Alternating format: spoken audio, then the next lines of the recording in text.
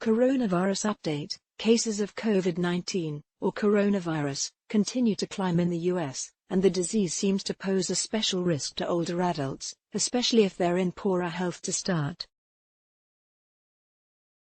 But fears about coronavirus death rates are likely inflated.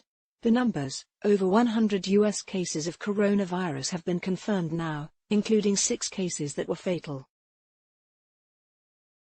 The deaths all occurred in King County, Washington, including 4 residents at a single nursing home. Overall, 15 states have reported coronavirus cases, but only Washington has so far seen fatalities. Where in the U.S.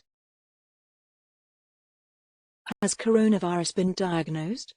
Cases are being treated in Arizona, California, Florida, Georgia, Illinois, Massachusetts, Nebraska, New Hampshire, New York, Oregon, Rhode Island, Texas, Utah, Washington, and Wisconsin. Why it's still not time to panic, misleading arithmetic, as the Cato Institute's Alan Reynolds puts it.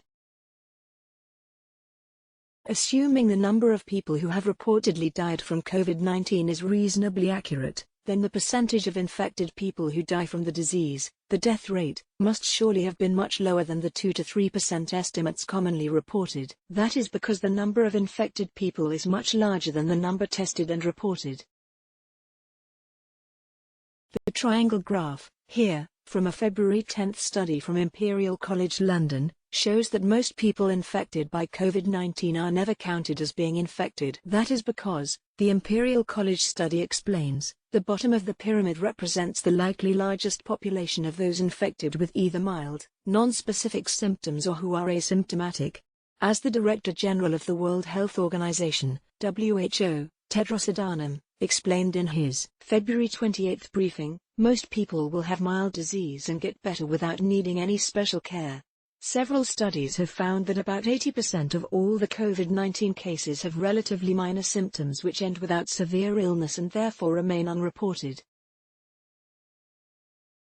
As of yesterday, there were 89,253 confirmed cases worldwide, about 96% of them in Asia.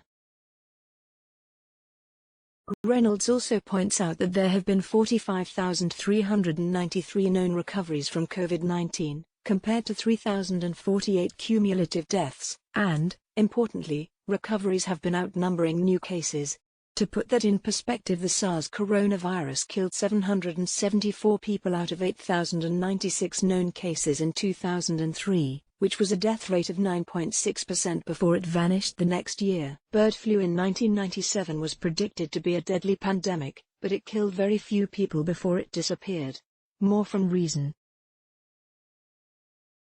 Free Minds Today is International Sex Worker Rights Day, and this year, there's actually something to celebrate, suggests sex worker, author, and Reason contributor Maggie McNeil. In the past 2 years, the tide of sex worker rights has completely turned, she writes on her blog, The Honest Courtesan. More. The government's violent suppression of sex workers has, instead of winning more support for bigotry, instead turned a majority of Americans against the prohibitionists for the first time since such polls have been a thing. A few politicians, even at the presidential election level, have begun to recognize that sex workers and all clients are voters, and that among younger voters support for sex worker rights is as normal as support for LGBT rights was among that age cohort a generation ago. Even sex trafficking hysteria has begun to backfire. Sex workers of all business models and socio-economic levels are organizing and speaking out, and most people who aren't dyed-in-the-wool racists are finally being forced to recognize how much more severely the consequences of criminalization fall upon people of color, trans women, migrants, and other marginalized groups. Even mainstream feminism, which has been trying to destroy sex workers since the late 80s, is beginning to fragment as more and more chapters of old guard feminist organizations forsake the pearl-clutching harridans who pretend to speak for everyone with a vagina. Read the rest here. And check out the #IsHashtag on Twitter for information about sex work criminalization and sex worker rights activism around the world. Free markets. Federal drug warriors get grabby in Ohio. Federal prosecutors are seeking the forfeiture of more than $356,000 from an Akron man they say made money from trafficking drugs, reports Cleveland.com.